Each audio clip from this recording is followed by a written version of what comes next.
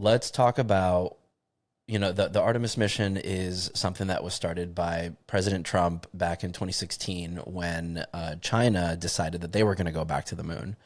And I think where I want to go with this is kind of like, why are we going back to the moon now, 50 years after the Apollo missions? Why are we giving such importance to this now? And you and I kind of watched a video with Neil deGrasse Tyson where he was kind of talking about it, where we stopped doing the Apollo mission because it was no longer relevant. Back then it was a space race between us and Russia. Russia beat us to a lot of things. Russia beat us to space for the first time. They put the first woman into orbit. They put the first dark-skinned person into orbit. They put the first animal into orbit. They were trying to beat us to the moon as well. And that's when kind of us as a collective country and geopolitically, like, we wanted to be the first to the moon. And so that's why we kind of did the whole Apollo missions. But that kind of died out about 50 years ago, and because we made it, right? So we got to that goal first. We beat them to it. And now there's no reason to keep going. So that's why we kind of stopped doing it back then. And then now, because China wants to actually put a base on the moon, colonize the moon, if you will, now the Artemis missions are high priority. What are your thoughts? I think, okay, so on a very serious note, I think the funny thing is that I had a lady talk to me, and I say talk to me because I wasn't having a conversation. She was literally just talking at me, and I was like, okay, cool, thanks for letting me all this information. Yeah. And so she was like, her thing is like, she understood the alliance between America and Russia. She understood why Donald Trump wanted to align himself with Russia, because the opposing factor and the opposing force to that is China. And so no wonder he goes after China so hard, like he's just like, China bad, China bad. And then, yeah, and we can go into this whole rabbit hole about how, like, within that scope, the idea that the Chinese scientists were the reason that we had COVID throughout the world was like not a hoax, but like a purposeful chemical warfare to kind of hone in on that point of like China bad, you know what I mean? And so there was like, she was talking about all these things, and I was like, no, I get where you're coming from, and it actually sounds legit. But I think that the biggest issue that we're not seeing is that the space race, whether it was then or it's now, it's fully driven by fear. Because what do they think is going to happen if China colonizes the moon? They're going to have surveillance they'll be able to see us. And I was like, they don't need to go to the moon to see you. They already do. What are you talking about?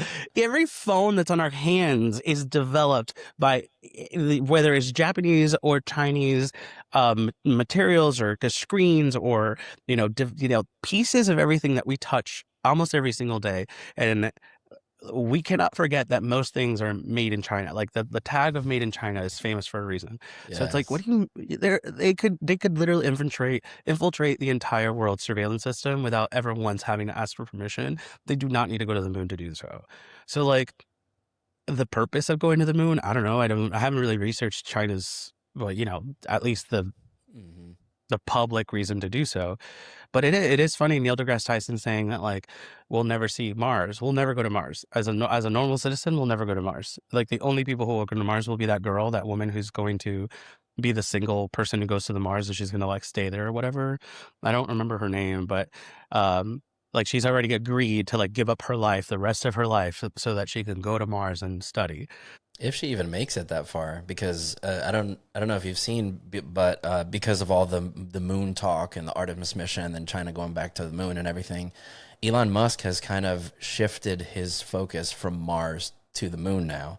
So now he's saying that the moon is definitely going to be higher priority now, because that's going to be our little refuel station, if you will, from here to Mars.